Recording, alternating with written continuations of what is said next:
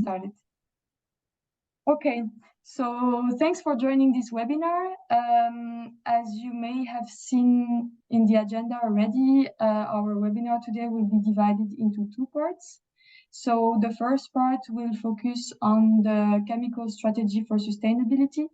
So just for a few words for the context, this strategy has been published by the European Commission in October 2020. It aims at better protect the citizens and boosting innovation for safe and sustainable chemicals. And it foresees 80 actions. And today we have Peter Koritar, sorry for my bad pronunciation, who works in the DG Environment of the European Commission and who will present us this strategy and its impact on third countries. Then we will hear from Tatiana Santos, who is the head of chemicals policy here at the EEB. She will give us her views on the strategy and on its implementation.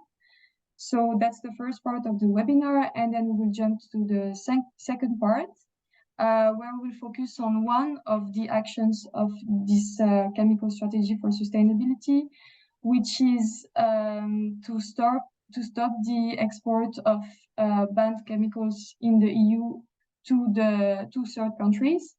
So, as you may have heard, the European Commission has opened a public consultation. So it's a real opportunity for you to provide insights of how these chemicals are harming people and the environment in your countries. And we will hear from Erwin Dubsky from ECHO and Hans van Scharen for Corporate Europe Observatory. So they will explain us how to provide information on the impact of this export. Yeah, so we have quite a dense program today. And without further delay, I think I will give the floor to Peter now. So I will stop sharing my screen. Okay. Thank you, and good morning to all. My name is Peter Koritar. I am policy officer in DG Environment, currently working from home. I have been in the DG Environment for over 14 years now, and I am now involved in the implementation of the chemical strategy and also in the preparation of one substance, one assessment. So I'm very happy to give you an update or present the chemical strategy and also potential impact on the third countries of the actions in the strategy. So allow me to share the screen.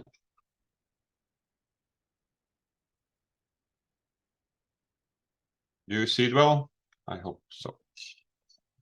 So I will start with the general vision. So chemical strategy is a policy document of the European Commission, which was published in October 2020 and actually set a kind of vision towards 2030 for the European Union. So the strategy overall vision is to ensure that by 2030, we achieve a toxic-free environment where chemicals are produced and used in a way that maximizes their contribution to society while avoiding harm to planet and people. And to help making this vision a reality, the strategy works towards the two overarching objectives, which is a boosting innovation and competitiveness and achieving a higher level of protection by strengthening the legal framework. So you see the overall vision is pretty generic to improve the protection of human health and improve the innovation towards safer chemicals.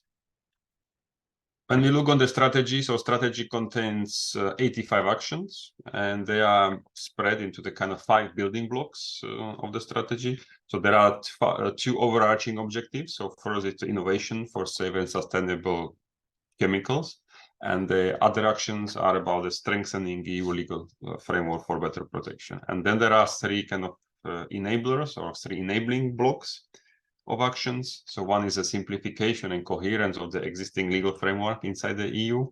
Then to promote knowledge and science, further development, and then there is a global actions to promote the EU standards outside the EU and also take a global actions with the others to protect the human health and the environment.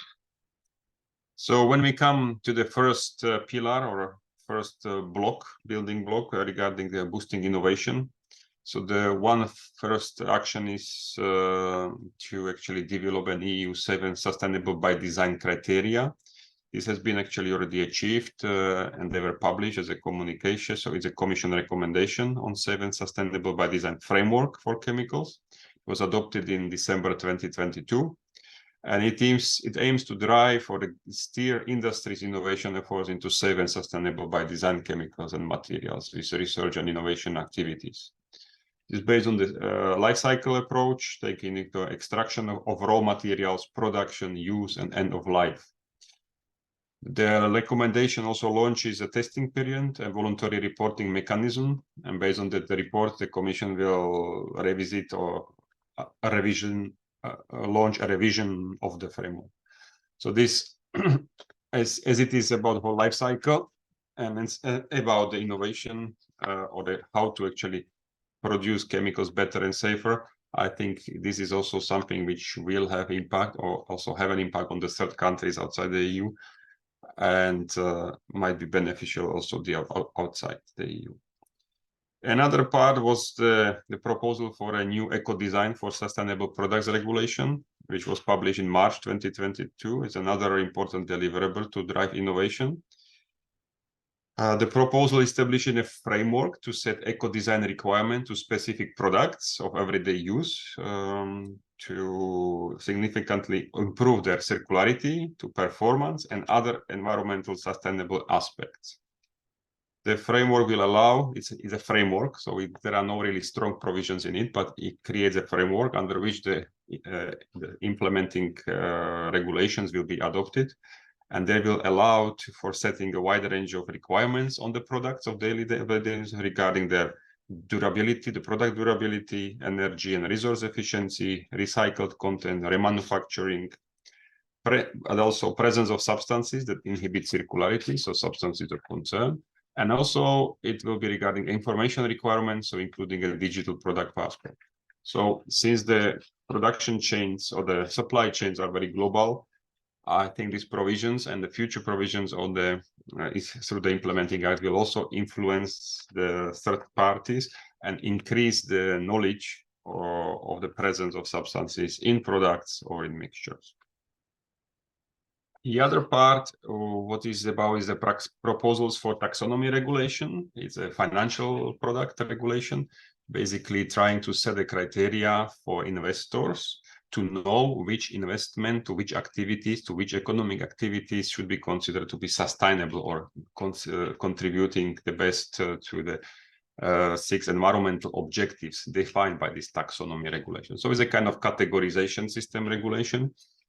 And there we are setting a number of criteria which activity has to fulfill to be considered sustainable or contributing to achieving substantially these environmental objectives.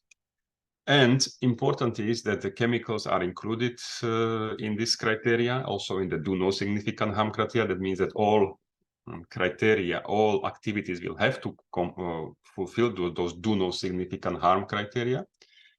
And important is to know that these provisions, so the companies who would like to actually comply with this taxonomy and be eligible for the green financing, they have to report on their activities and their compliance with this criteria. And it's not only applicable to the EU, but it's applicable to all their operations around the world. So basically, they will have to report, and if they want that their activities are compliant and eligible for the green financing, to also apply the same standards which are in the taxonomy also to the facilities which are operated outside the EU, which is very important also for spreading the level of standards of protection from EU also to the outside world or outside the EU. So there were 3 main things which I think will have some kind of impact on outside the EU countries as regards innovation. Now we're coming to the strengthening of the legislation. So our protection goals can be summarized in 3 objectives. Firstly is to ensure that all chemicals on the market are used safely and sustainably. Then secondly, to promote and reward substitution for those chemicals causing long-term effect on human and the environment. And thirdly, to avoid the most harmful chemicals are present in consumer products or affect vulnerable groups. For this, we have developed a number of kind of objectives. So we would like to have a better protection across many different pieces of legislation to better address, for example, endocrine disruptors in those different pieces of legislation, address the threat from the perfluorinated substances, address the exposure from mixtures, and also some additional environmental impacts. We are also looking on the new hazard classes and to promote the generic risk assessment approach or generic risk management approach. Let's look at more details, what we have been so far achieved and what we are still to do. It's a revision of the CLP regulation. CLP stands for classification and labeling, so which requires companies to classify their substance and label and communicate in the supply chain the risk management measures. And it is well established. It's based on the UN Global Harmonized System for Classification and Labeling. And we are introducing a new hazard classes into this system. And this is endocrine disruptors, for persistent bioaccumulative and toxic substances, for a very persistent bioaccumulative, and then 2 new hazard classes, which is persistent mobile toxic and very persistent, very mobile. We are also trying to improve the coherence of self-classifications because the companies are obliged to classify their substance to know and inform the downstream users about the hazard of their substances. And sometimes they are diverging views, so we are trying to improve that. And then we are also improving labeling requirements are updated. These, of course, provisions will benefit also, or will influence also the third countries regarding perhaps also through our export from the EU, because this information will be available and can be provided to the downstream users which are outside the EU as well. Another part of the big chunk of work what we are doing is a revision of REACH regulation. The proposals is still in preparation. We are working hard to actually deliver at the latest by the end of this year. And the following ideas or the objectives are being considered in the work. So it's to improve the information requirements of some substances, concretely about the polymers, about endocrine disruptors, to put like a more granularity on use of substances and on exposure, and also to extend the information volumes to the low volume chemicals, so those which are produced at lower. So the companies will have to provide more information about the chemicals. Also to address unintentional chemical mixtures, so kind of combination of chemicals what person or environment gets over the day from different sources. And also to include additional hazard classes, the substances of very high concern, which are the substances meant to be phased out and substituted where possible. And then we have an extension extending the generic restriction to additional hazard classes from carcinogenic and toxic to reproduction substances to other hazard classes. And then we also looking at the simplification of the existing processes and establishing or improving the enforcement through establishing a European audit capacity.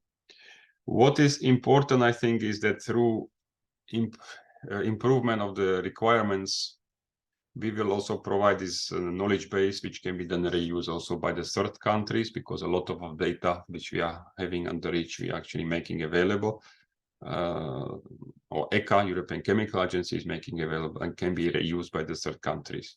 And also the improved protection standards will actually, hopefully will be spread also around the world. And the companies will try to comply with that, and the same product will be marketed outside the EU as well with the same requirement.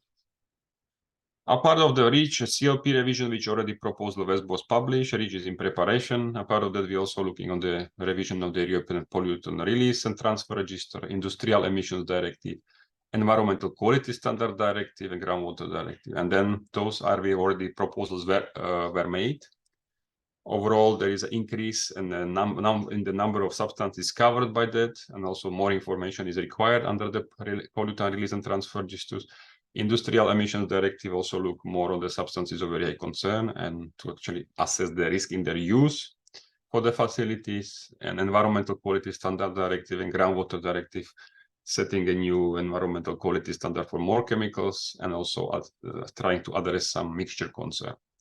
We are still in work and preparing proposals on the revision of cosmetics regulation, tone safety directive, and food contact material regulation, where we would like to actually incorporate those principles. So like some hazard classes, substances from some hazard classes should not be used in those products. So this generic risk management approach implementation in those legislation, and then some other measures to improve this regulation. That brings me to the third point of the legislation, is a simplification and consolidation. It's mostly relevant to the EU, and I will not dive into the details in it. I think the most relevant to the outside world is that we are planning to develop a common data platform on chemicals, which would put together at one place all the data on chemicals held by the EU institutions, like European Food Safety Authority, European Chemical Agency, European Environmental Agency, and European Medicines Agency. So one would find at this place on this common open data platform on chemicals all that information held by those authorities, which are publicly available. I think that could be useful also for the third countries, because they can then actually easily use and reuse this data, or at least know what data exist. And also it will be communicated through that platform what is the regulatory processes ongoing about the chemicals and what are the outcomes of the regulatory processes. So all this, and also the safe levels will be published there. So hopefully this will help also third countries to perform their risk assessment and risk management decisions. Finally, we are also trying to improve the knowledge base. That is a fourth pillar of the enabler. So we are trying to promote some or provide funding for the research and innovation regarding the safer chemicals. We have developed some kind of agenda or innovation, research and innovation agenda, where we identify priorities for the further research. And finally, we are coming to the global action. So we are, of course, very active, and we would like to promote the post-SAICM, so this global strategy beyond 2020.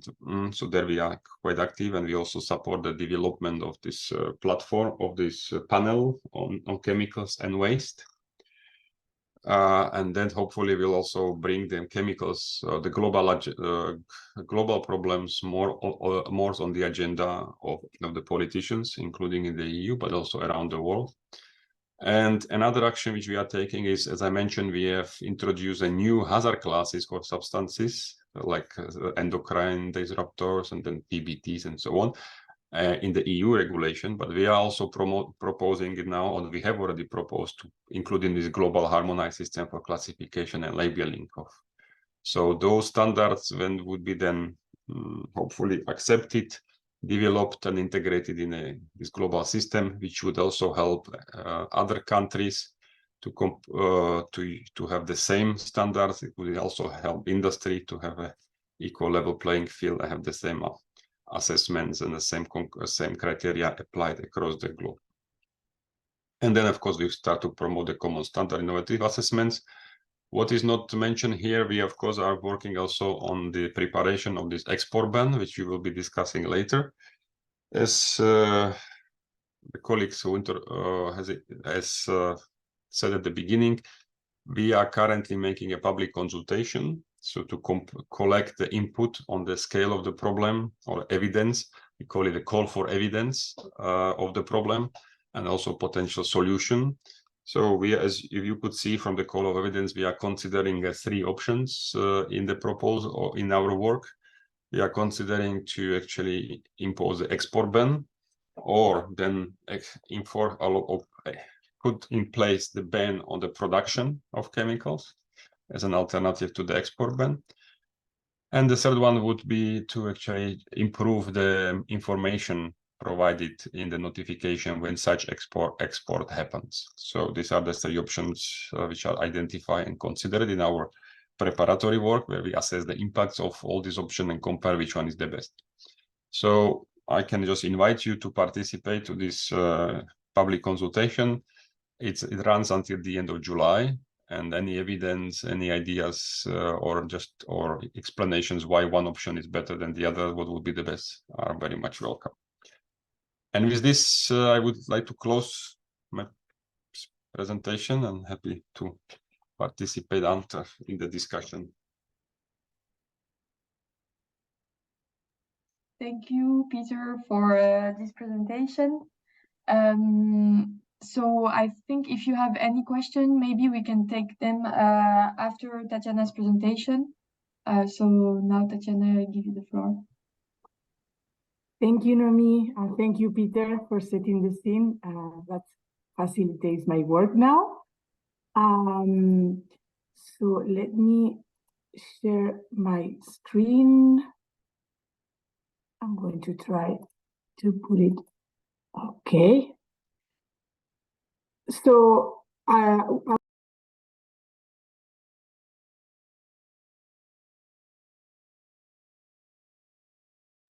Tatiana, we cannot hear you. You're muted. okay, I think you can hear me now, right? Yes. Okay. So I would like to complement the Commission's presentation by giving the NGO's overview on our assessment of the promise of the chemical strategy for sustainability and the implementation so far.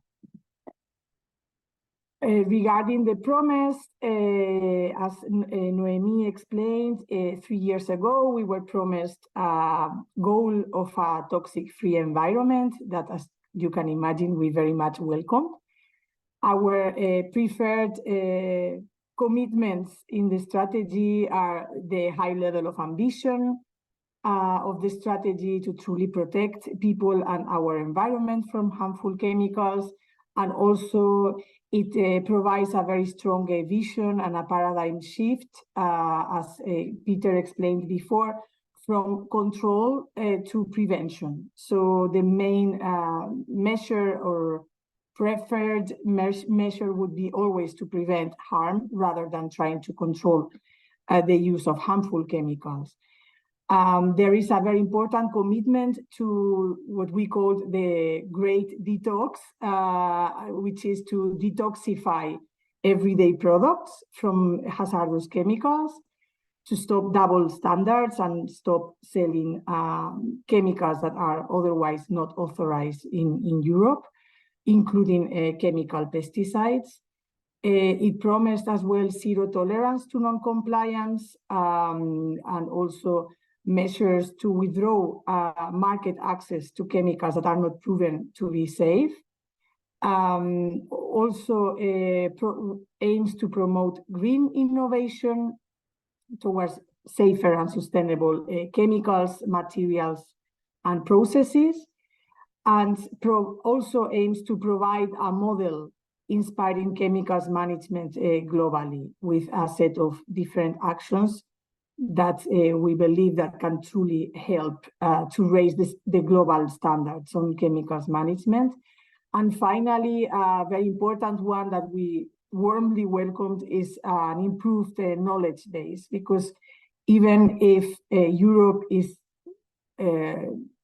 considered as very ambitious and important knowledge base on chemicals, hazards, and uses, still there is a general lack of information on most of the chemicals. The European Agency for Environment explained last year that there is 0.5% of chemicals on the market for which we have complete data sets on hazards and uses. Things that we are happy but not so happy is the lack of concrete deadlines or roadmap on, okay, you promised to phase out the most harmful chemicals, by when and how are you going to exactly do that? And we fear that without these deadlines or targets, promises can just be gone, and we want the Commission to show real commitment toward its own promises. And there is no explicit substitution promotion commitments. There is something about safe and sustainable by design, but we believe that also the support to downstream users to substitute the most harmful chemicals would have been welcome.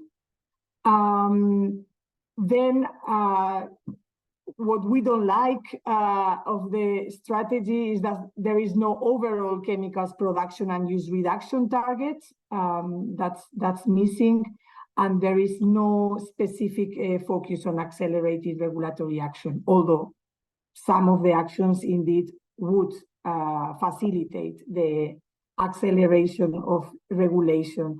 But we discovered and showed last year in our report called Need for Speed that it is painfully slow to regulate chemicals that are even already known as being very problematic.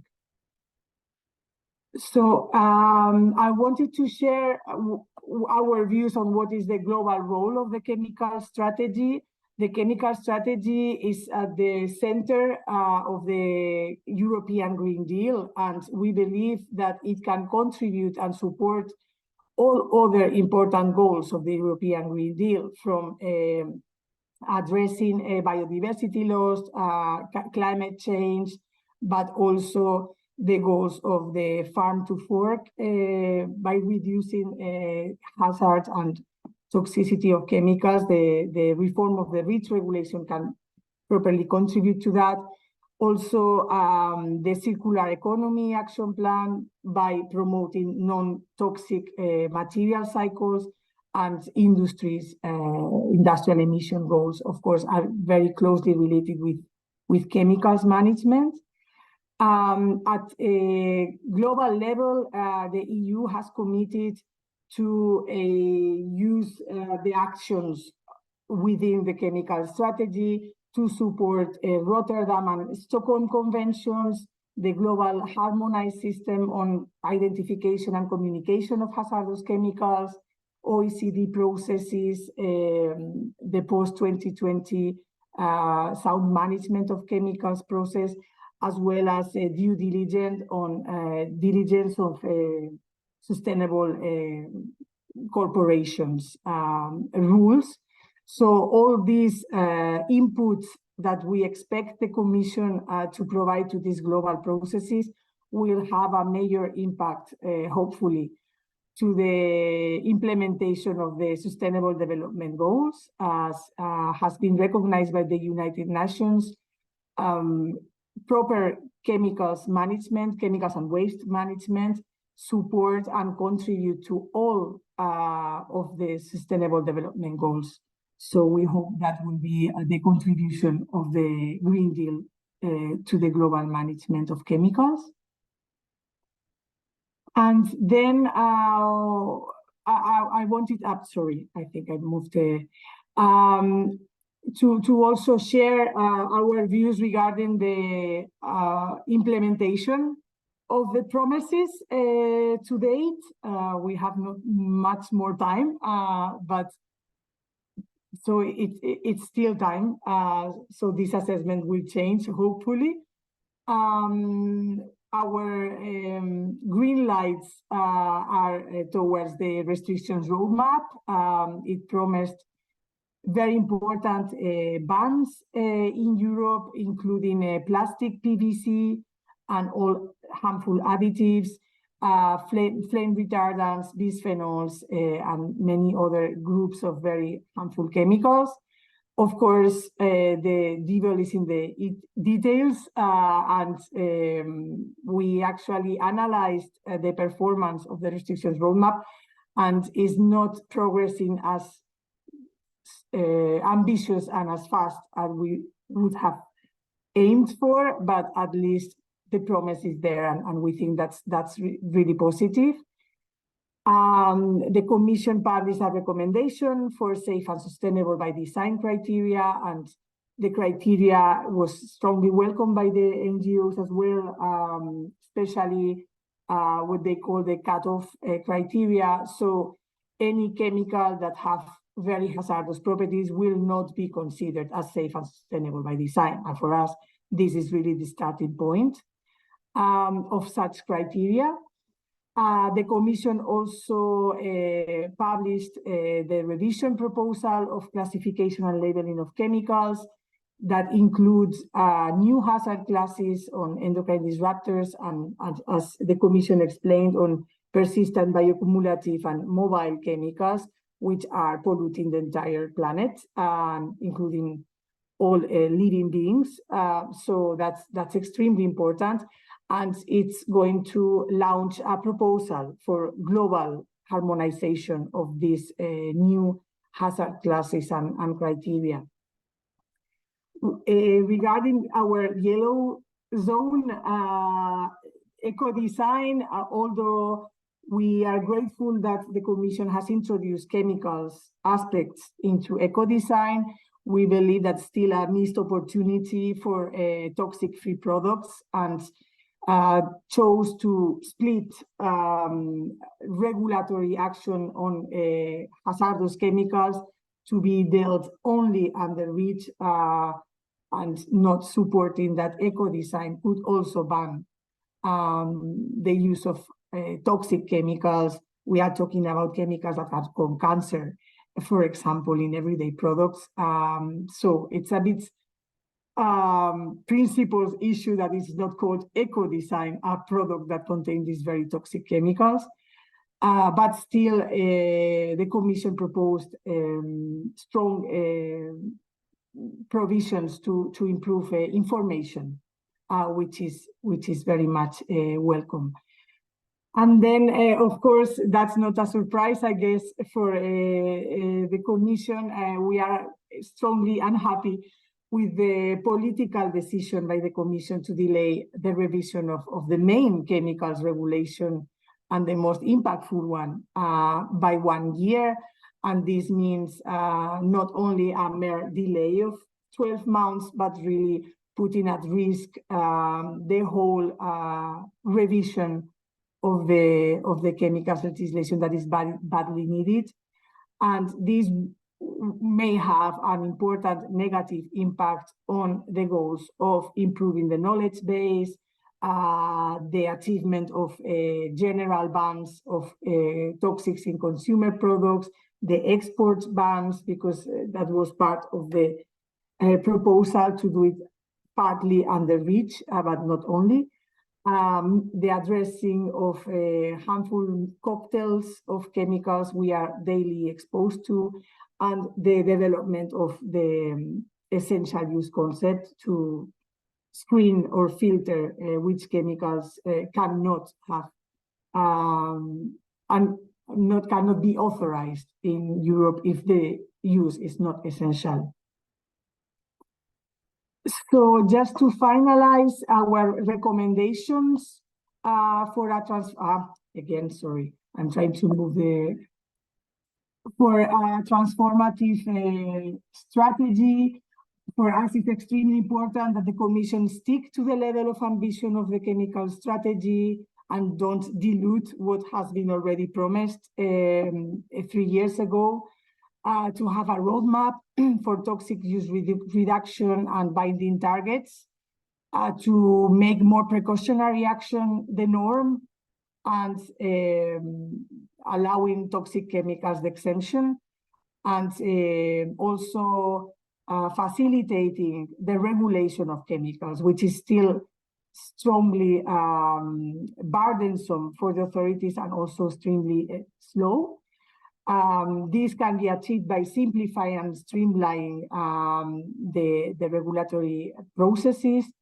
Also, the support of the transition to safer alternatives has to be a top 1 priority. Disincentivizing the use of hazardous chemicals, not only through carrots funding, but also with sticks. So we believe that fines, fees, and stronger enforcement is critical.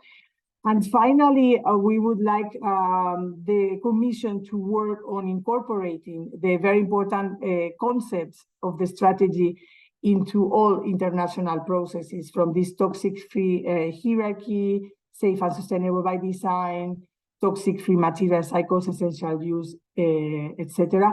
And of course, immediately stop double standards, which is a moral imposition, I would say. So that's all from our side.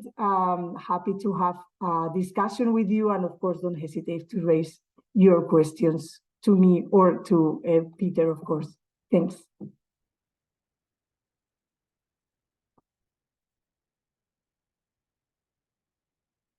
I don't know how to stop sharing, by the way. I think it should be at the top of your screen now. Oh, wait. Sorry.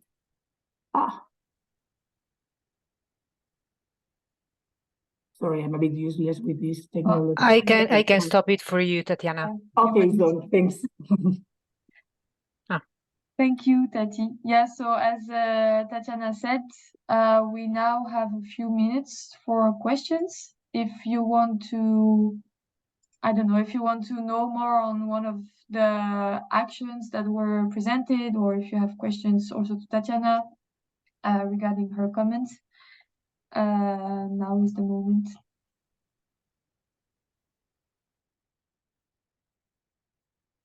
Perhaps I can start with a question to the participants. Do you think the chemical strategy can truly contribute to a better chemicals management in your countries? Or do you hope that will happen? Who wants to break the ice?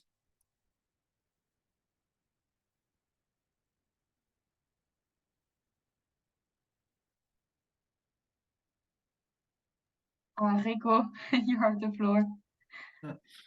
Thank you so much, and thank you, Peter and Tatiana, for your presentations.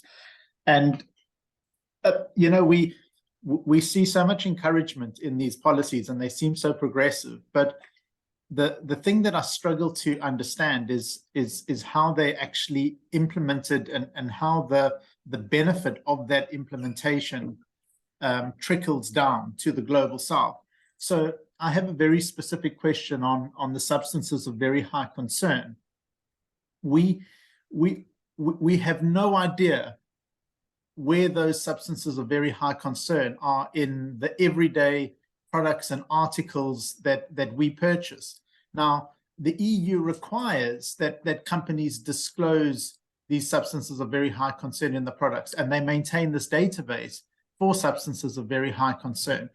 And in theory, what should happen is then that consumers should have a choice, importers should have a choice in the EU market, and that there should be this big trickle-down benefit that slowly, progressively, substances of very high concern will be progressively phased out of the products and articles that are available and that we purchase, because the EU market is so big that you know, the manufacturers, in having to comply with the EU regulations, will just, you know, give that benefit to the rest of the world. But we don't see that. We don't see that benefit, and we still struggle with very basic things like lead in paint. You know, when we buy paint, we struggle to know whether or not there's lead in paint. We struggle to know whether or not mercury is disclosed in things like batteries, you know, everyday batteries that we purchase in the African region.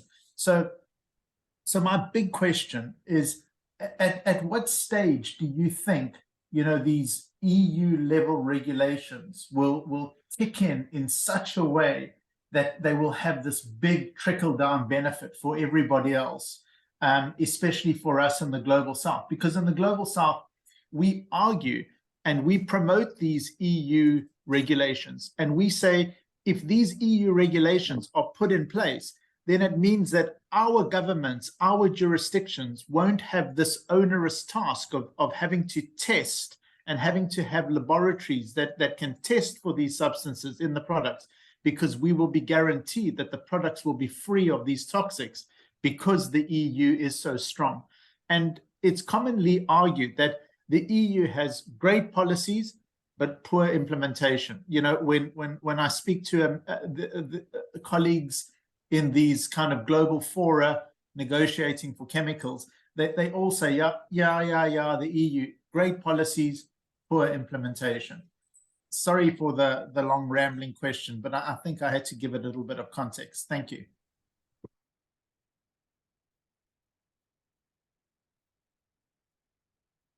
I guess it's up to you, Peter.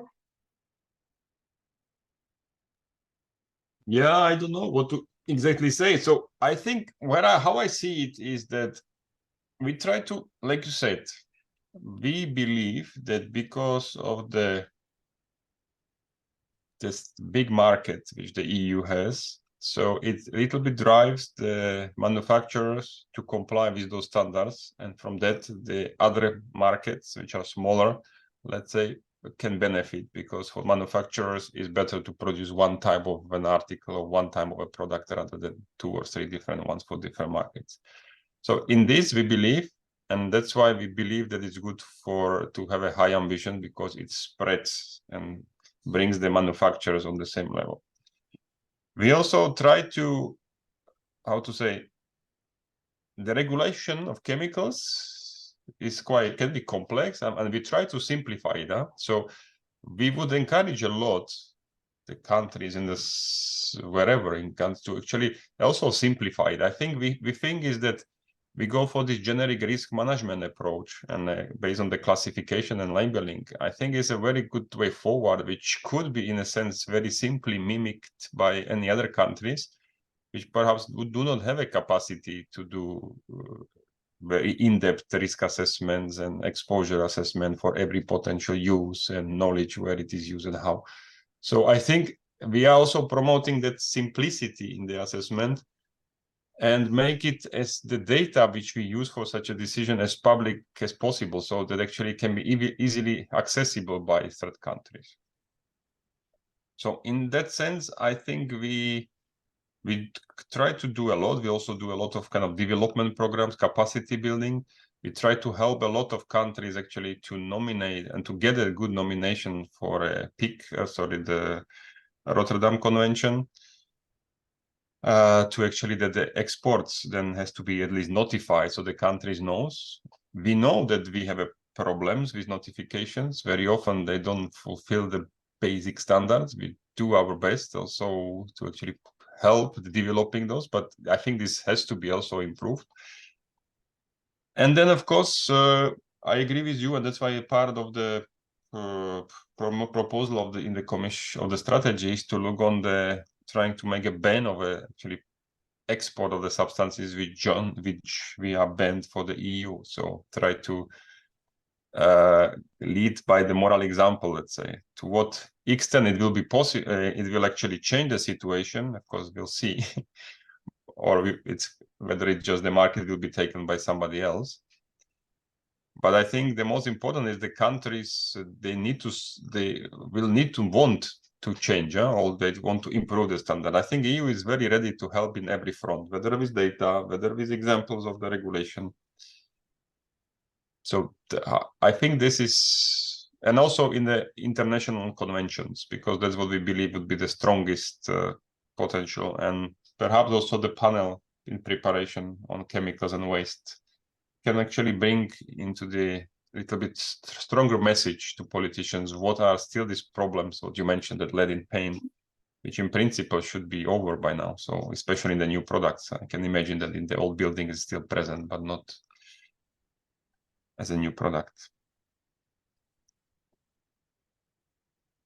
I see a follow-up question in the chat.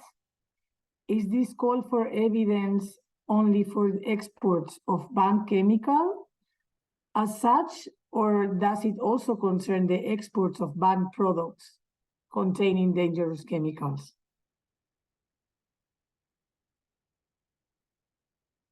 I think it's about the chemicals only. It's not about the products containing the ban. The other thing, I'm sorry to come back to that, but you know, I mean, to know which chemical is present in which product is really quite a difficult task. So we try to tackle this, and we try to tackle it from different angles. So, you know, we have one database where producers should notify to ECHA a presence of substance of very high concern, which we call it SKIP database managed by ECHA. So it's a really big task, big database. It's quite burdensome to actually actually manage all this. So, but it is an attempt to do it and have at least the articles there. The other part, what we want to do is this through the regulation on eco design criteria for products, is that we would like to develop this product passport. And I think this product passport could be a very useful thing to know and to pass that information on the products, on the presence of chemicals in products. We need to make it work, and this will have to be done working globally, yeah? Because also the supply chain are global. So I hope the Global South can join this kind of thing, at least as a user part of those information, because if we develop it, it could be developed such a way that it is then actually made available to authorities to decide about import-export, perhaps. That's the idea. And the other thing, what we are trying to do, I know that previous question was saying that I am not so good in implementing. Well, we do our best. We think it's good to be ambitious and try to do our best to live to our ambition. We try to do it different way, enforcement and so on. The new way how we try to do it is also, as I said, to targeting this sustainable kind of more transparency by the companies when they comply with the rules. And this we try to promote through the taxonomy regulation, for example. And also the reporting of the companies on the sustainability. So what chemicals they produce, at what volumes, what profit they are getting from those chemicals, and also whether the chemical is present in a product, whether its presence is really necessary. So is it really there is no alternative to it, and is it under control conditions? So I think there is a big push also from investor sides to actually go for the sustainable investment or the green investments. And if this is done in such a way that the companies kind of profiting from this green investment would increase this transparency and document their compliance with everything, I think this is another way how we try to improve it. And from that, I think also the other countries could benefit to see where it's, I mean, what is where, and to benefit from the transparency. I see a long follow-up by Rico. Perhaps it's faster that you take the floor, Rico, if you don't mind. Thanks, Tatiana. Yes, I really like what you're saying on transparency. It's something that we've been thinking about a lot, not just in the Global South, but with partners in the Global North. And we think that if there is a global, a harmonized way that we have a minimum kind of transparency system, especially for substances of very high concern, the products and the articles that are listed in the SCIP database, and at a minimum, you disclose those substances of very high concern with product passports and with all the innovation that you talk about, then everybody would then have an opportunity to understand exactly what is in products and articles, and they can make good informed decisions about whether or not to import those chemicals. If you want to have circularity in your economy, you can't have circularity with substances of very high concern, because all the studies show that persistent chemicals, highly hazardous chemicals, all they do is they accumulate in those circular systems. If you want to protect recyclers, then you need to have a minimum level of transparency. And we think that the SCIP database is an amazing achievement by the EU. We think it's way beyond its time. And the reason we say that is because we think it hasn't been promoted enough by the EU to say that this is actually doable. You can actually do this. If you are worried about substances of very high concern, if you're worried about circularity, if you want to protect workers, then, and if you want to have toxics-free material value chains, this is the way to do it. But the rest of the world doesn't know that. They don't understand it in the same way as the EU understands it. And we would want the EU to promote this a lot more. To promote it in, for instance, the SciCam ICCM5 negotiations that are coming up. Because if these principles are missed now, we will again miss the opportunity, you know, for this. So we want the EU to be a lot more proactive in putting this out there and to say, you know, it is possible. Transparency is possible. Toxics-free value chains are possible. This is the way you would do it. This is the modality. Thanks, Tatiana. Perhaps to add a question for you, Peter, because I found it very interesting what you mentioned, that the idea would be to really have a hub of different databases.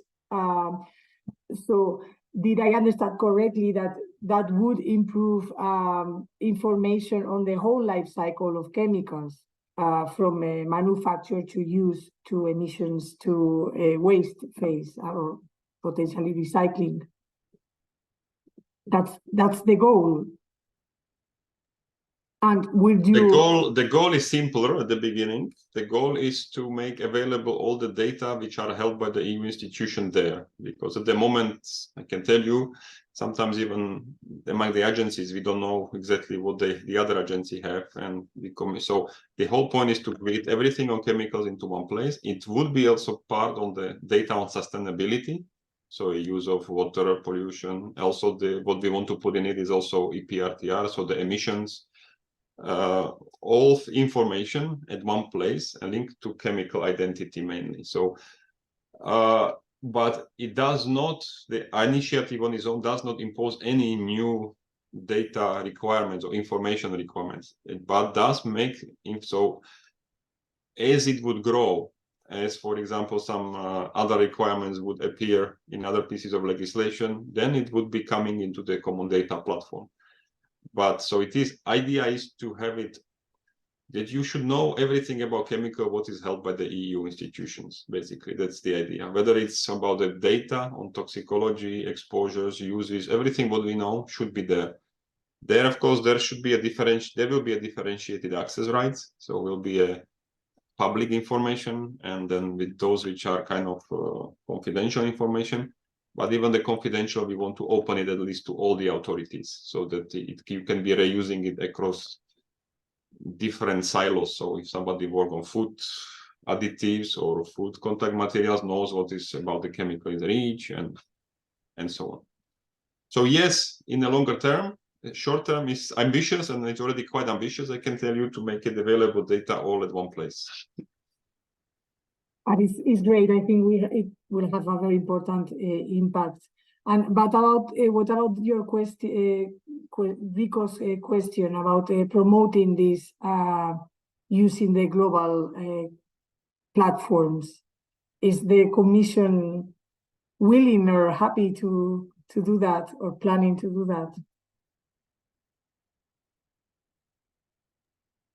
Well, I'm not personally much involved in SciChem, but I would believe yes. So our natural interest is to promote our system, which we have in the EU. We do it regularly. We try to under OECD. We try to have in the OECD. We have also the capacity building program where we try to develop a kind of examples of risk management approaches, and with an idea to promote it to other countries or inspire other countries to adopt such a one. I would agree that this kind of transparency regime across, I mean, global one would be the best. To know how, to what level of support we would meet at the global level to such a way, because I know that the SCIP database as such, I can tell you, is also heavily criticized inside the EU, and because it's very complex. It's a million of articles. We have a complex article and a lot of sub-articles in your screen or in your car.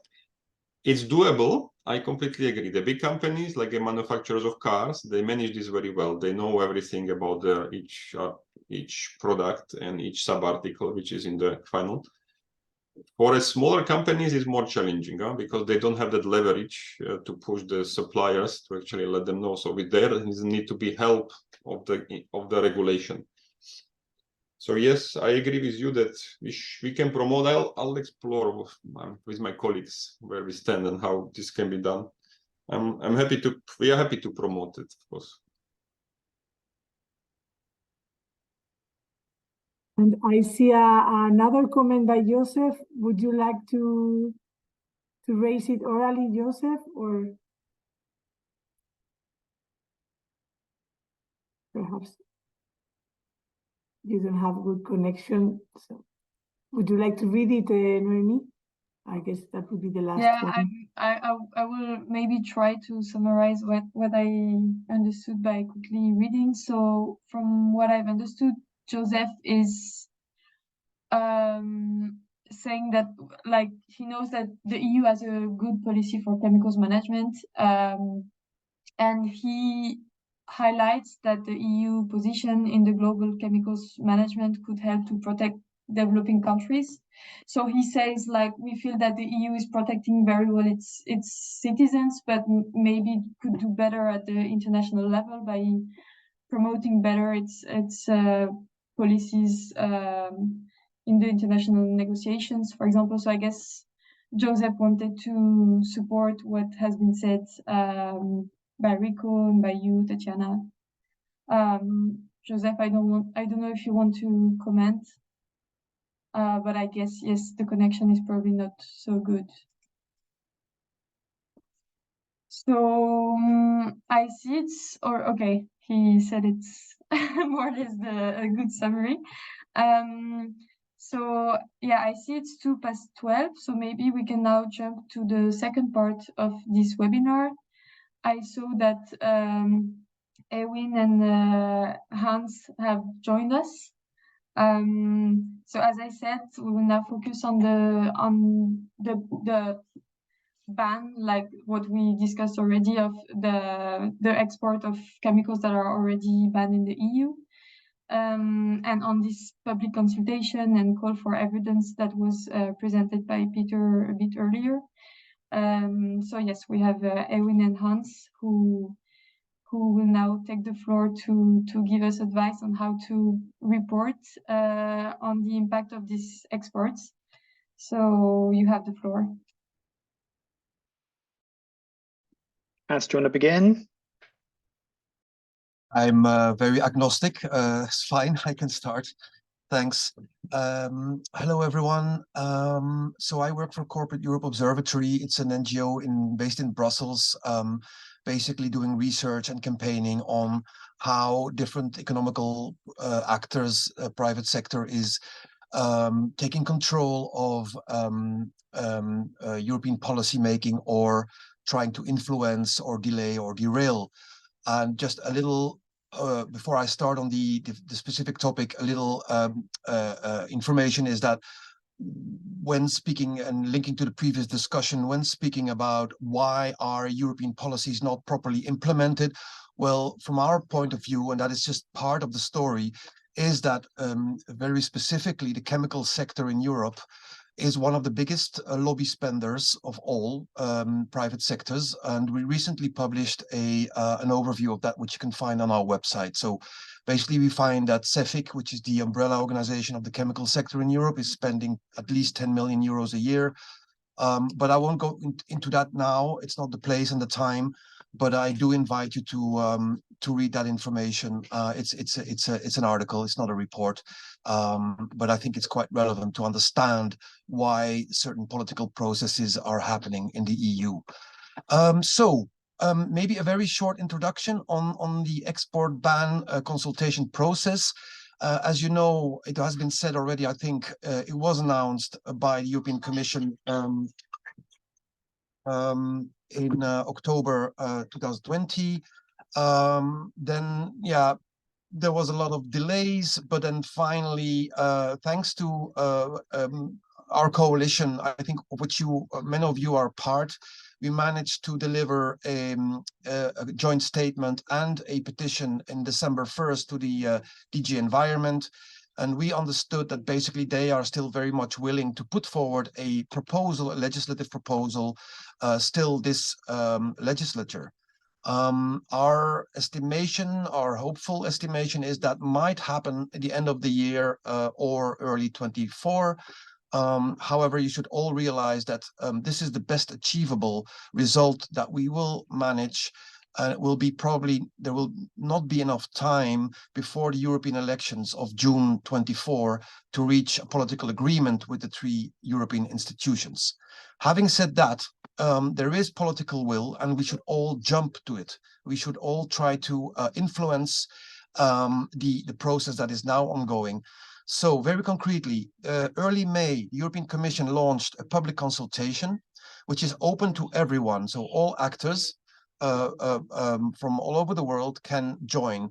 There's basically 2, Owen can maybe explain a bit more after this, but there's basically 2 things, 2 levels in which you can participate.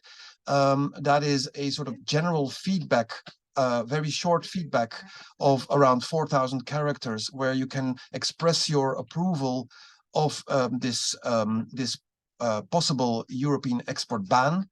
And you can upload a document with it. So that is a very important, very accessible way to participate in this public consultation. And then next to that, that's a next level. There is a questionnaire also attached to this public consultation, but it's, well, it's suboptimal. You can have a look. For both, you need to make an account to the Commission's website. We have prepared a sort of very short video manual that shows you how to do it. It looks complicated, but it's really not. It just takes a few minutes. And once you have that access, that login, then you can participate in the 2 levels. But thirdly, and maybe even more important, is that next to the public consultation, the European Commission is also working on an impact assessment. And so the core group of NGOs that are coordinating this campaign had a talk just Monday, with the consultants that are doing this impact assessment. They have very little time, and as a result, they indicated to us that they really desperately need input from people with expertise, knowledge from the Global South. So we will share with you the questionnaire that they have prepared, and we really would invite you to basically reply to that questionnaire and supply reports, data, whatever data you might have, whether it's general data on the impacts of pesticide use in your country, or even better, specific data that are linked to exports of pesticides from Europe. Yeah, Owen, maybe you can take over from here. Sure, thanks very much, Hans. Hi, everyone. Pleasure to meet you all. I'm Owen Dubsky. I'm in The Hague in the Netherlands, and I work for ECHO. So yes, I think many of you were on that last call. We had a call about a week ago where we walked through that questionnaire, the European Commission's questionnaire, and how we recommend you can fill it out. So you've already signed the I believe a joint statement that we wrote together, we all endorsed.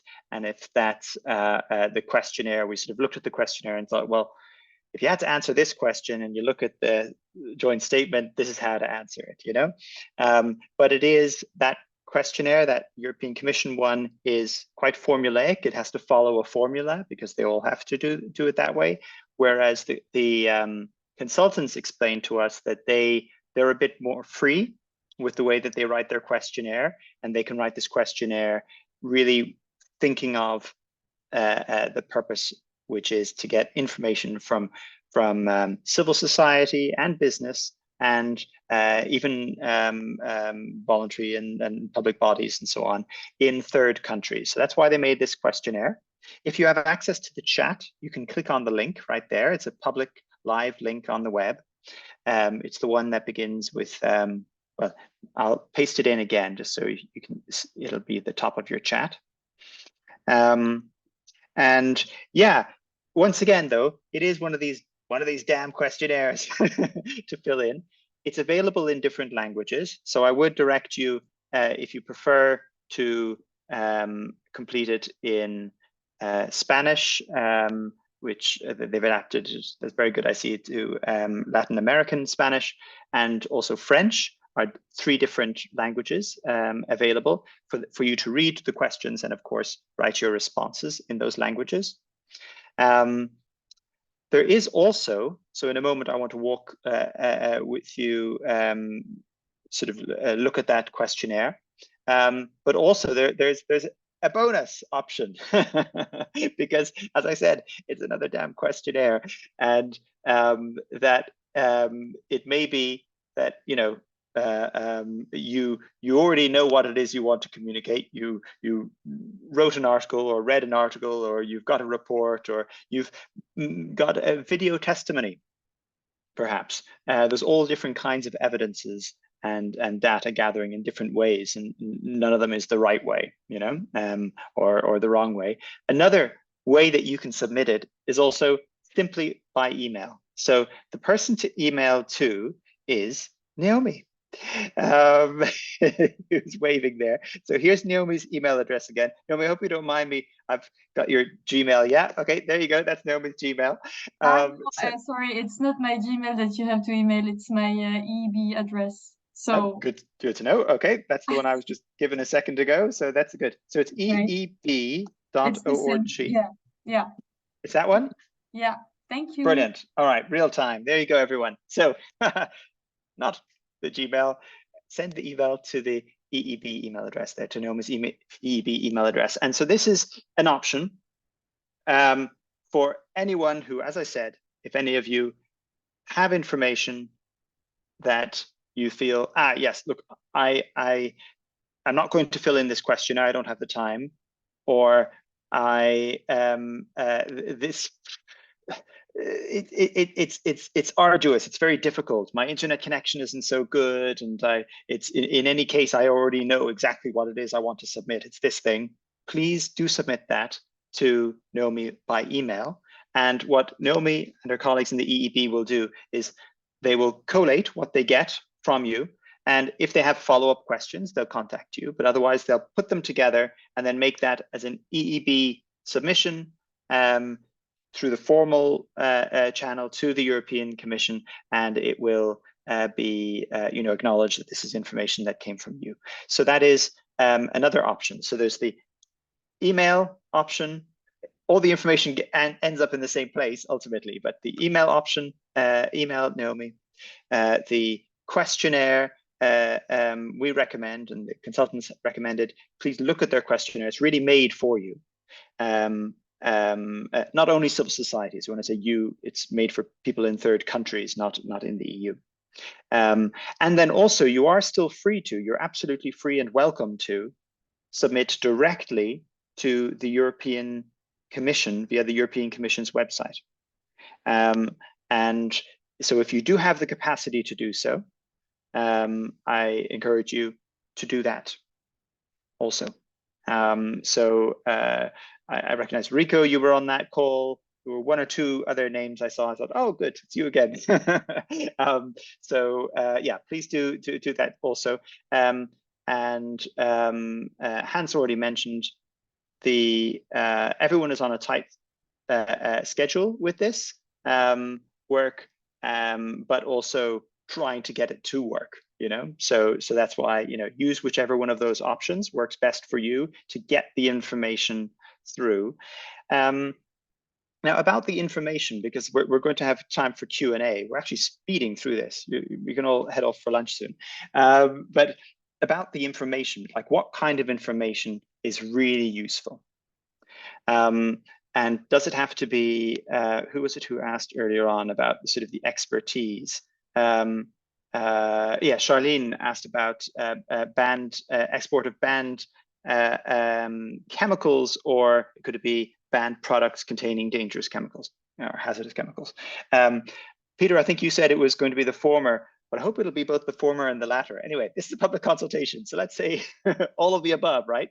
So the French ban at the moment bans products containing hazardous chemicals, but not necessarily the stuff itself. So that's a bit of a loophole they have in their law. It would be a shame if we go through all this trouble and then make a European law which has another kind of loophole in it. So all of the above, right? It all comes down to that moral standard. All the speakers have said about, you know, let's not have a double standard. You know, if it's considered too harmful for the European market, we can't reasonably allow manufacturers in Europe to carry on making this stuff for export. So what standards then of information could you have? I mentioned reports, articles, even video. You know, there's all sorts of different ways that you can capture information. You know, you probably do it already. You don't need to be an expert of European chemicals law. Maybe you are now after the first half of this webinar, but you don't need to be. And you don't have to have the sort of smoking gun, you know, this particular chemical which caused this particular harm undeniably came from that particular factory in Europe and was banned for sale in Europe. You don't, like, if you have that kind of data, that sort of chain of custody that came all the way from Europe and it was banned in Europe and it came here and it caused this harm, please do share. But if you don't, and you have, so if you do, please submit that. Don't hold back. But also don't hold back if what you have is not exactly that, right? Others have, you know, people have already shared their the EEB and Public Eye and others have done great work, you know, sharing case studies already of chemical poisoning, biodiversity loss, things related to human rights abuses, you know, in the value chains of these European corporations, even if you don't have every single one of those lines sort of, you know, perfectly linking up. Please share. This is your moment to share. The most I can recommend, I think, above all, is if you can, like, be transparent about it, you know. So don't assume that it's going to that either the consultants or the officials in the commission will know all the context. So please, you know, add context, be transparent about, look, this is the you know, the context in which this information was gathered. Here's what we do know, and here's what we believe and why we believe that about the impacts of these chemicals. Yeah, one final thing I'll say is a reminder that this isn't only about pesticides. I think we've spoken quite a fair bit about pesticides because chemical industry and we think of pesticides, but it's not only that. So yeah, there's wider field. If you only work on pesticides and agri-chemicals, that's fine, but this legislation could really have yes, Ahmed says, yes, that's true. That's true. There is, and now is the moment. So information that you have on high hazardous pesticides and their effects, please do submit. There's a scientist in Ghana who we've been working with who's going to submit a study on the effect of neonicotinoids there. Yeah, if you have information like that, please do submit it. Neonicotinoids manufactured in Europe are now manufactured only for export. They're not legally, to the best of my knowledge, they can't be legally used in Europe anymore. So you know, that should be a good example.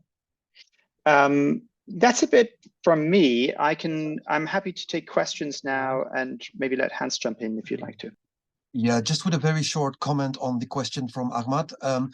I mean, you can be sure that the NGOs working in the EU, the core group, will, of course, submit, and we are already doing so, all data and information that we have. But again, it's very important that specifically in this process now that the consultants and the European Commission that we make sure that they have all data available in non-EU countries. It's very important. Also, I just wanted to add that there is a deadline, which is the 31st of July. Again, the consultants have to hand in their impact assessment end of August already, which is absolutely crazy as a deadline, but it's reality. Basically, they will have maybe a little bit more time into September, but that is the time frame. So the sooner, the better. If you can provide the EEB or directly your information via the link that Owen has posted in this chat. It's Milieu, which is the name of the consultancy. They are quite good, by the way. They're rather progressive. It's not one of those big consultancies that provide services to whoever pays. So, and again, to finalize, you can be really sure. That was the reason also why I highlighted the lobby power of the chemical sector in the European Union. It's not just to shame and name and shame, it's to really indicate that they have very, very big capacity to participate in these kind of consultations. And so we need to make sure that the balance of voices, of information, is not completely in favor of the chemical sector and the big transnational corporations. So that's why it's really really important that you share the messages and these links that we share with you in your networks, and ask activists in your country to participate in whatever way they can. Again, I will not repeat in the ways that we already mentioned, but yeah, please, if you have more questions, we're here.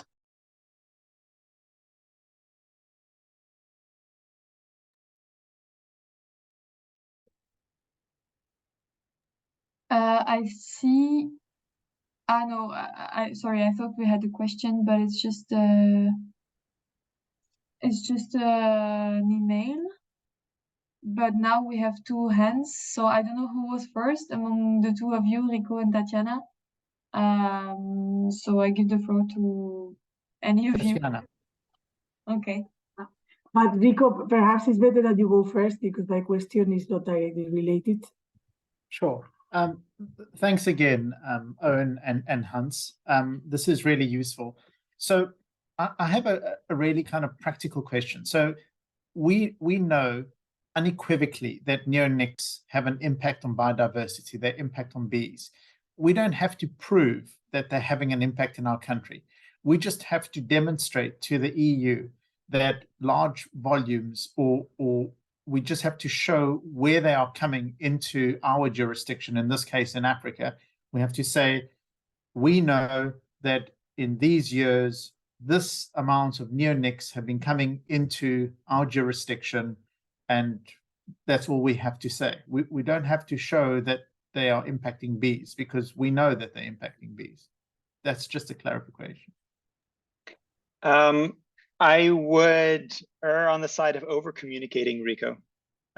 So yes, if you can submit something that is that you can expect really the consultants will not have, so if you have done an FOI or something and have figured out, okay, as I said, like the chain of custody, like those neonics used were, or this many of them came from Europe, this quantity came from China or whatever, or if you know about, are there any neonics produced domestically, that sort of information which perhaps they wouldn't have to hand.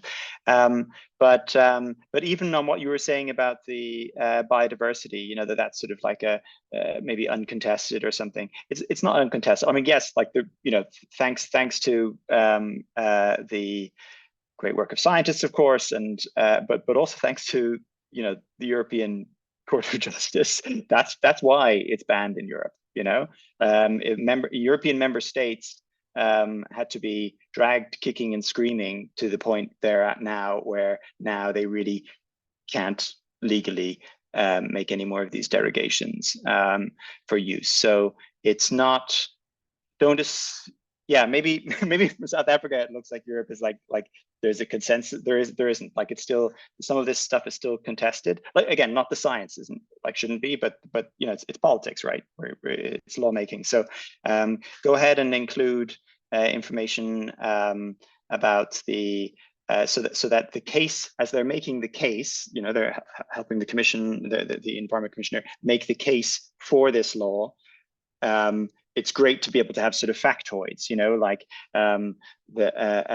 and so if you can provide some of those, then please do, even if they seem obvious to you.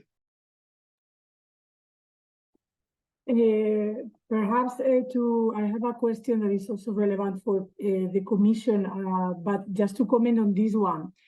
I participated in an event on the chemical strategy for sustainability a couple of years ago, and although it may sound quite shocking when we mentioned the commitment to the exports ban, one specific company, BASF,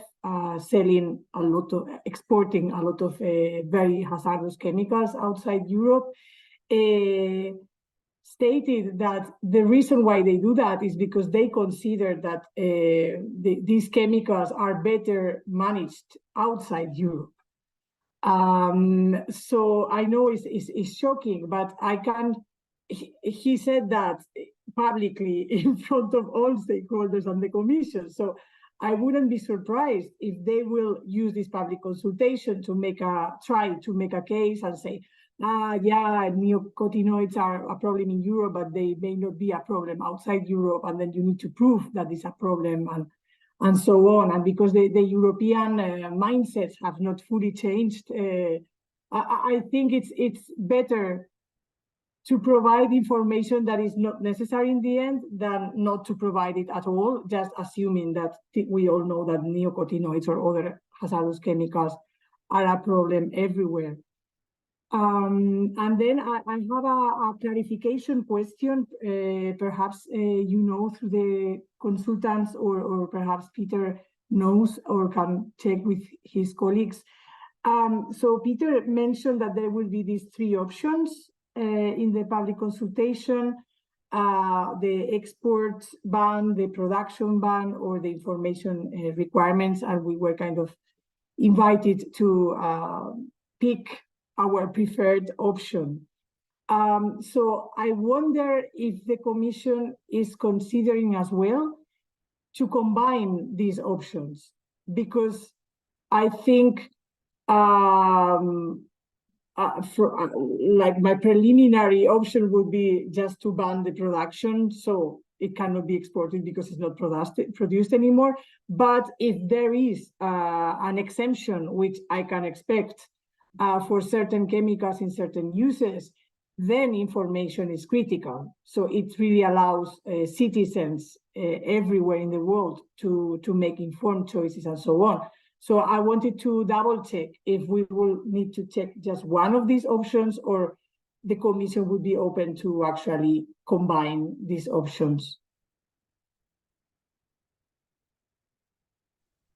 Perhaps. I don't know exactly myself how the questionnaire is formulated, so I don't know exactly that, but general practice is that it can be even another option. You don't need to choose from these three options. So the whole point of public consultation is to consult on the way forward, and to get ideas, and to get involvement. So if it's a combination of those two, and the Commission after, based on the public consultation, which usually revisit the options envisaged at the beginning, and then we define new ones. So please, I think, feel free to suggest as you think is appropriate and what you think is the best way.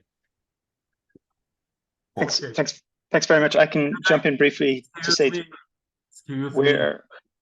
Oh, sorry. I have been waiting before you, and then that's something that, you know, I don't know. What is the goal of this group, you know, these discussions that I think it was to ban the exportation of hazardous chemicals to developing countries. Is that right?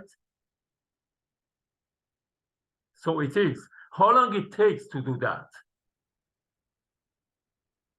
How long it takes really? Because what I see today from the first three speakers, they are all talking about the things that we already know, general things about, you know, environment and hazards, and then that and that.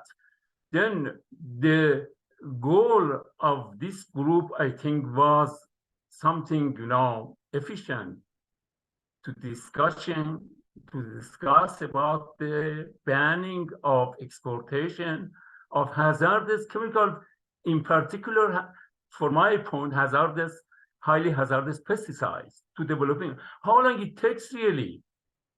And these are all general talkings. And they are also indirectly try to exclude me from the in-person, indirectly. I am NGO. And when you put life for the past 40 years, after my master that was on residue analysis, whole years, I am myself a victim of also exposure during my first years, really 50 years ago. I wrote a good paper for John, the head of the IHPA that I talked in Zaragoza, you know, for the highly hazardous pesticide. The paper will come in the book in few months. It's a long one. I'm myself a victim, and because of that, I always, during the past 40 years, 41 years after defending my master, from here, you know, from here with nobody, I'm living in a very small place, retired myself from University of Tehran because of the situation that you all know in this country. 20 years ago, as I wrote to the organizer, 20 years ago, just for this, but finally I was excluded. It's okay, but really that's the problem with these chemicals. And as I say, it's all general talkings. Thank you very much. Yeah, I don't know who wants to answer, but Mr. Ahmad, thank you very much for your contribution and sharing your I can sense justified anger. I mean, we completely share that anger. However, it's not us, civil society, that have that produce the ways that the European Union decides. And I agree that very often these decision-making processes are very long and are often influenced, as I mentioned already, delayed, or even derailed by private interests. That's why I talked about the chemical lobby in Europe being very powerful. Yeah, this is not a sort of hypothetical conspiracy theory kind of talking. This is reality, and we are very much fighting that, and we are exposing that. But I think what we try to explain is just really from a practical sense to stimulate people like you who have very important knowledge, and to make sure that that knowledge is coming through into the European institutions and the people that are now trying to concretize a concrete legislative proposal for an export ban. I mean, this is the result, and I know, I completely agree, this is too slow. We have already so much knowledge out there. Rachel Carson wrote her book in 1962, as you know, which is an absolute shame that that things are going so slow. So I'm 100% with you, and I think my colleagues here in Brussels as well. But we have to deal with this, and it's now. The moment is now to influence, in a positive sense, a concrete legislative proposal from the EU. So I really beg you to contribute. It's not a sort of a talk shop. It's not a sort of blah blah whatever. It's really crucial that you help those who can influence the legislative proposal with the knowledge and the information that you have from Iran. It's super important, or from the region, you know, and it can be really valuable. So don't underestimate the influence that you can have. Excuse me, thanks, Hans. There was very good speaking from you and from other people. Really, it was interesting. But as you said, it is taking long, really. And I'm aware about the chemical industry in EU. It's at least, you know, I grew up since my PhD in a top 5 university in Guelph and Toronto. About 35, 40 years ago. I've been following always at first EPA. We learn a lot. Later is more than 10 years that I'm totally every day following ECHA. And twice I was there also in Helsinki. They invited me. I participated, and I'm totally aware. I'm closely following the all EU.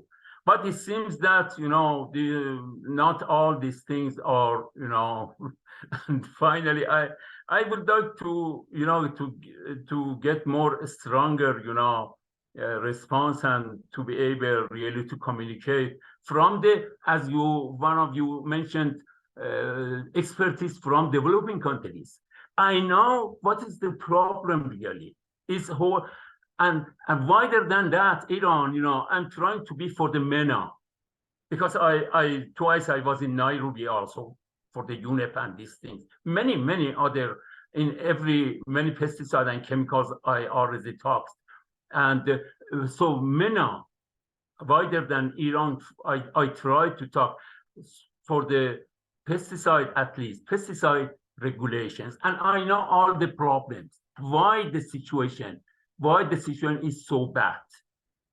The beliefs that we have in the, you know, South Africa, Professor Rader, every week or every twice a week, that there is a good discussion some years after SciCam, you know, we are following, and I'm following too closely SciCam. So these are all things that really we see the, we see the crimes that is going to the honeybees, to the people. We have so many people killed here in the past years with the rice toplet and other hazardous pesticides. We see the problem, and we know the problem, and we would expect to be handled more seriously with people like me. And so that's the thing that I try to participate today. Apology that if interrupted and came to just thank you. Thank you very much. Just as Owen has already mentioned when he was speaking before, you probably are aware that also in the European Union itself, you know, there have been these bans on neonics, but the ministers of agriculture of the European countries have been asking derogations to cultivate beetroot to produce sugar, you know, and so even the scientific knowledge, even all the campaigning from civil society, etc., is not necessarily leading to the policies that we should have in Europe itself. So I would say there are certain economical and political actors that don't give a damn about biodiversity and public health in Europe either. So I mean, so I completely share your anger about this ongoing chemical warfare, as I call it. Sorry.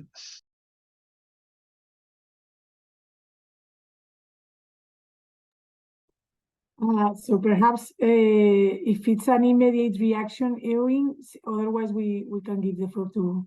Okay, so I see we have a comment. It would be good if you can, Peter, to have a glance of how long do you expect this to be effective if it happens. It would be like a matter of 1 year, a decade, roughly.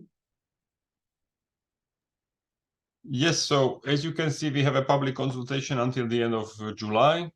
After that, we will be analyzing the impacts, the input which we receive, and making the impact assessment. So to assess what would be the impacts, benefits of such a measures, and it would be finished somewhere in October. So I would imagine the legislative proposal could be made still before Christmas of this year, or still this year.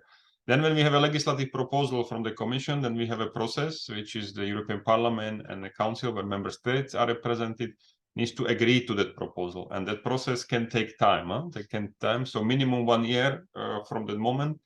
But since we are in the year of the election in 2024 of the new European Parliament, that process will very likely extend. So this current Parliament will not deal with the proposal, and it will be only the new Parliament which will be dealing with the proposal. So that means the new Parliament will be established somewhere in autumn on 2024, maybe October or something like that. So until they start to work, so the adoption could be probably 2025, somewhere in that year, and then it come in the force. So, but entering in the force, yeah, maybe there will be some provisional period, half year, for companies to adjust. So somewhere 25, 26, it could come into force, I would imagine.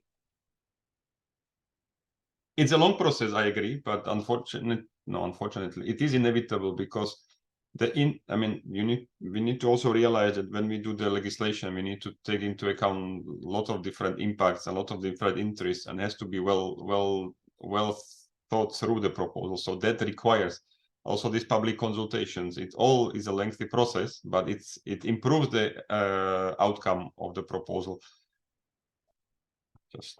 I just plea for your patience and support, and please provide us the necessary evidence, because that's indeed can be useful and has an impact. Thank you. I mean, after 60 years waiting, perhaps a couple of years is not that bad at the end of the day. But yeah, I don't know if you have any follow-up. Ahmad, I see your hand raised. You are muted, we cannot hear you. What is about, I didn't understand, Tatiana. And thanks for your talks also at the first. It was, very interesting talks, in fact. And what did you ask me, please? Whether you wanted to react, because I see your hand raised. Oh, no. Okay. That's something that's from the past. I'm sorry. No problem, thank you. So Phoebe? Yeah, thank you very much, everyone, for wonderful contributions so far. I wish to make a contribution, because I know that we are working like now. It's time to gather evidence to send to the European Commission so they can see. It's a two-way street for CSOs, especially for those of us that are in the low and middle income countries, because we don't have that much strong negotiating power on the table at the level of our government. We are trying to get to that table where we can influence decisions.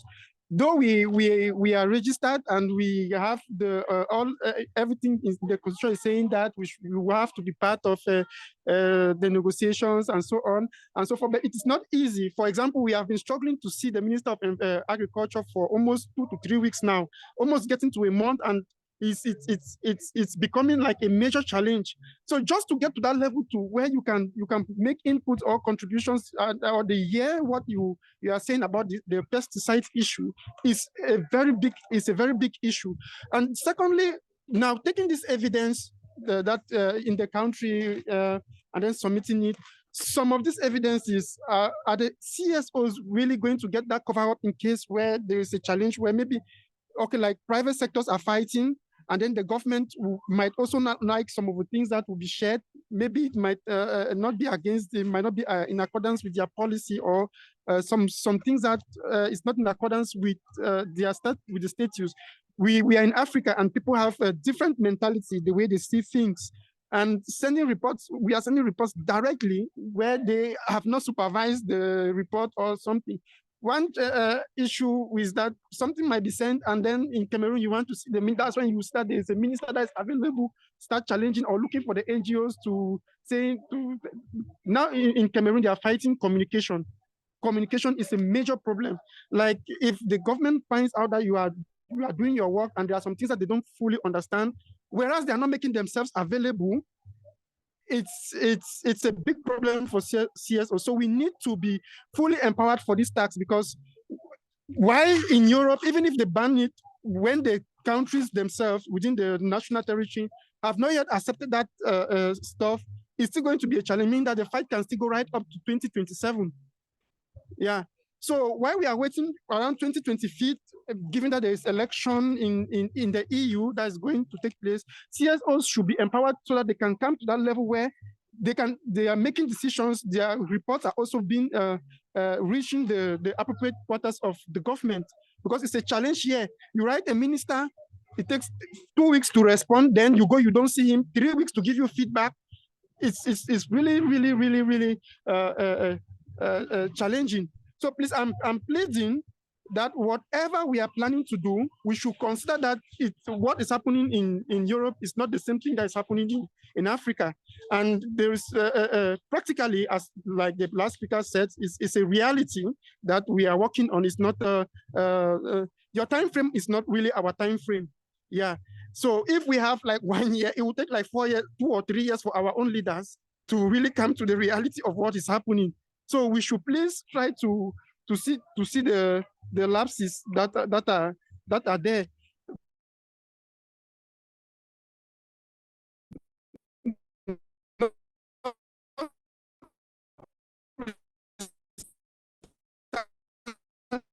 We are hoping that to the work. Thank you very much. I think.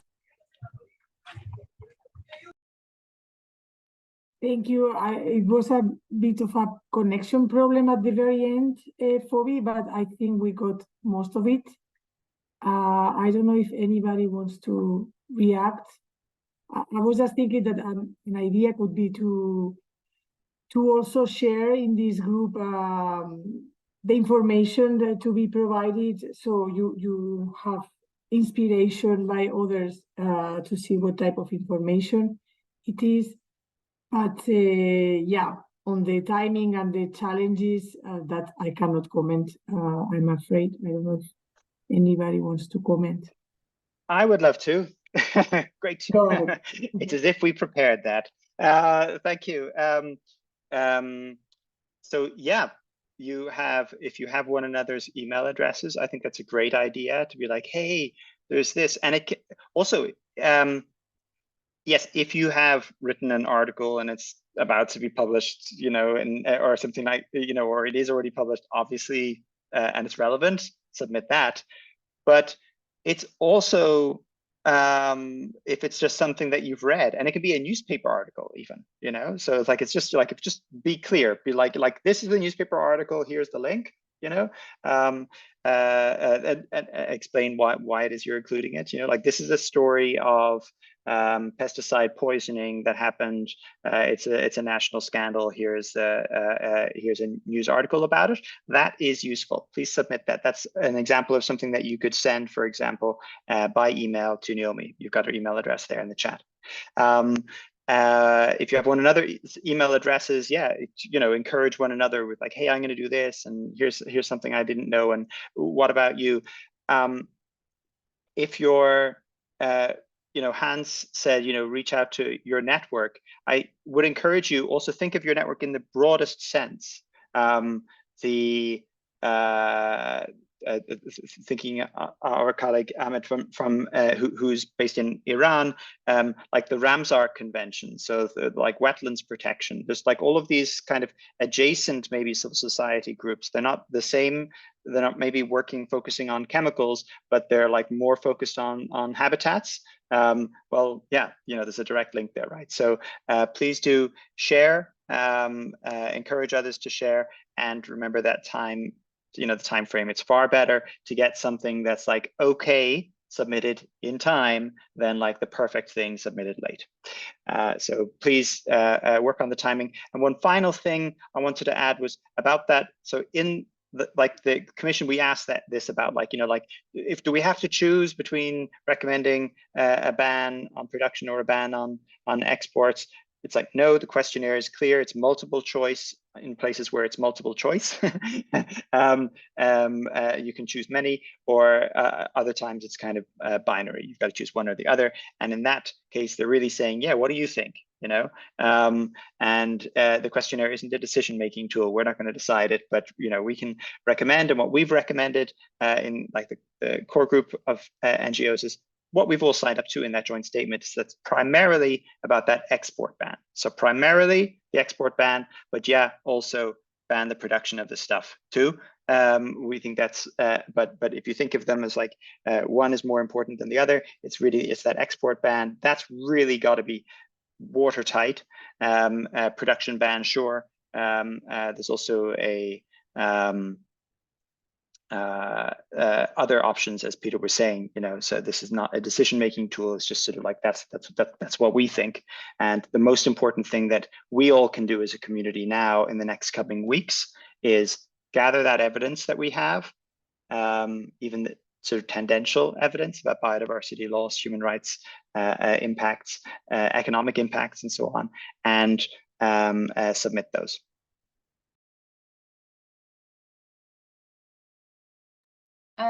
Thank you, Ewan.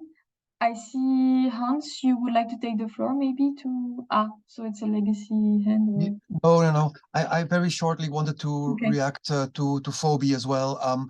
As I explained at the start, you know, I mean, we really obviously are fully aware of situations that can occur in African countries, or the limited capacity of certain organizations. But that is why also one of the three options to participate in this consultation is the feedback option. And I just posted the link where you can basically react in 4,000 characters, upload documents if you want. You can even do it anonymously and just indicate from which country you are participating. But you will see these reactions are published immediately on the website, and also that is useful. So showing basically the European policymakers that there is feedback coming on this from outside of Europe, that there is a positive response from outside of Europe. I think that already in itself, besides all the concrete data or information, that resonating message is already also very important. Thank you, Hans. I saw a hand, but now I don't see it anymore. I think it was from Ahmed. So I don't know, Ahmed, if you still want to take the floor. Otherwise, Eva, you can go ahead. Yes, thank you very much. I put it in the chat before. Sometimes you cannot have the information about one specific substance or pesticide, but you can. I think you can participate in this process, putting on the table to have into account for the policymakers that your country has a lack of regulation, specific regulation. This is a question, okay? Has a lack on specific regulation on pesticides, not only in environment, but or health issues or topics, but also on labor and work legislation, and that the European Union is sending these hazardous pesticides to countries with no protection with the law, with the national law. So there is a building of very strong framework, legal framework in the European Union, but on the other side, there is a very weak situation in some countries related to the regulations on pesticides. Is this important to underline and to put in this process? Also, from my point of view, it's important. But are they going to have this kind of information into account?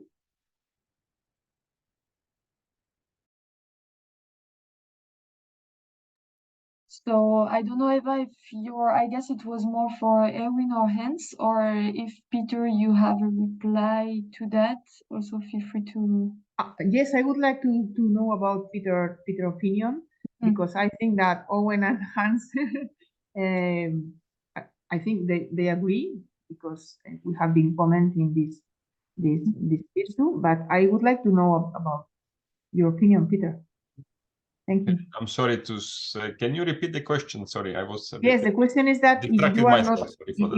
if you have no information in your country about to provide an evidence, but you have evidence relating the pesticide effect on health or whatever, but you have the information about that your country has no specific regulation on pesticide use, and this is a weak situation for your people. This is not information about some kind of substance like pesticides, but this is information about the situation of the country. In which in this situation you cannot protect your people and you cannot protect, but you are importing this pesticide. So is this kind of information about the lack of regulation important in the process, or do you think it's not going to be taken into account? Only just talking about evidence related to pesticide effects. No, I think everything is important. So the context is important. So in what's happening. So I think what is important is it's important to show that some countries, they don't have a regulation on pesticide, they don't regulate it. The interesting information would be that the chemicals forbidden in the EU are sold, and ideally to see where these chemicals come from. So whether they are, it's not a good argument that if you are selling the chemicals produced in other countries than EU, that the EU should ban the production of those. So to show where they come from, that's a relevant information. So it doesn't need to be completely the effects in a sense. Yes, you can also describe the way how the pesticides are used. So myself, I work in the chemical review committee of the Rotterdam Convention. So we've seen the notifications and how the countries justify that.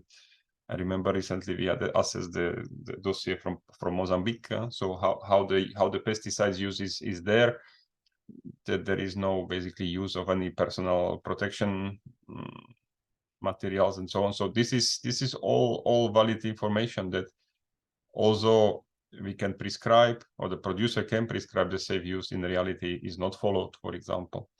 So all this information, as I said, is, for example, from this Mozambique notification, what I remember, there were some studies which documented that there was questionnaire to farmers, how they use pesticides and so on. So it was all documented. So that kind of information is also relevant for the public consultation. So everything which has an impact on why it has an impact, on why it is good that these pesticides are not used there. But of course, I have to also on the other hand say that, the EU cannot be responsible for protecting all the world, and we cannot also dictate the other countries what they should do and how they should do. So we can promote, we can stimulate, we can live to our ambition. But if whatever country decides to import those pesticides or let the imports coming in, and we even withdraw EU producers from that, it might also continue the import from other producers. So I just want to say that also has to be kept in mind in the other part of the site. Thank you very much. Eva, I don't know if you would like to react. I see we have 2 minutes left, so maybe we can take a last question from Ahmed, and then we will close the webinar. Okay, thank you. The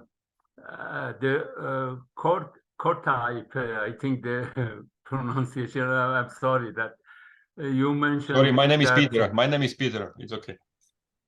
Peter, there are regulations, but as I always mention, it is kept in the cupboard. There is no enforcement. They cannot enforce the law here in developing. And it's a complicated, I agree, it's a complicated issue. For example, the Minister of Health some years ago here in Iran mentioned that 50% of the pesticides are smuggled. Iran, we have 15 members. Look at the map, please. And it's hard, different languages. It's very diverse, for example, Iran, very diverse. So it is hard really to enforce the regulation. And it is a smuggled. 50% of the pesticide is smuggled from the boundaries, from the other countries. Many other issues. I myself is some years that I'm proposing for the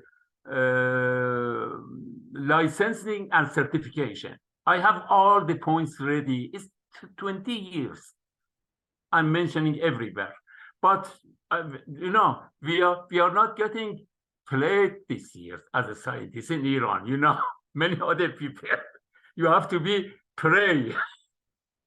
I'm sorry, I did retire myself 20 years ago, and trying to help really only. But it's not I cannot get budget, nothing, right? So when this is this year, and for conventions also, politically, people only from the foreign ministry, PRS is not going at all, is not doing good at all. They accept only political people, and they are not even chemists. And they don't allow us, you know, to never. UNEP also as well, in Nairobi.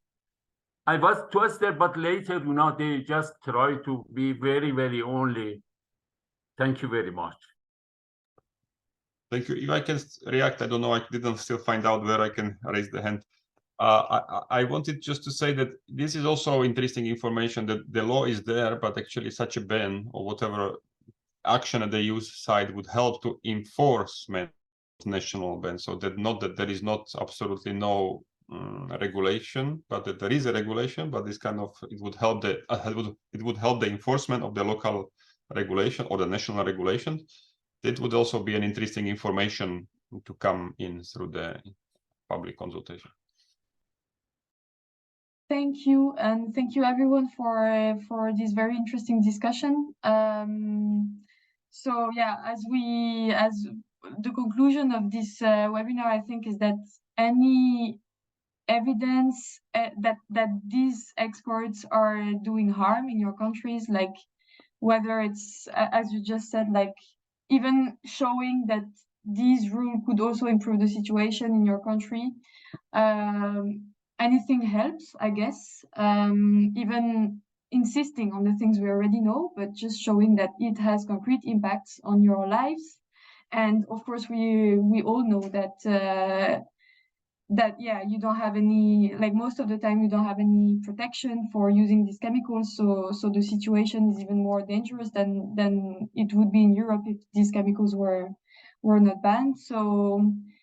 So it was very interesting. I think we will send you a wrap-up email with all the options that Ewin and Hans presented to you. So yeah, we will try to make it as easy as possible for you. So either you can contribute yourself or send me your input directly. And of course, if you have any question that pops up a bit later, we are available. And I think that's all from my side. Thank you a lot to all the speakers who were with us today. Thank you, Peter, Ewin, and Hans, and Tatiana, of course. And have a nice day. Yeah, Thank thank you. you all. And just to say that finally we have a very important opportunity to make this to happen. And you have a lot of experience and you have fight for many years. So let's not miss this golden opportunity.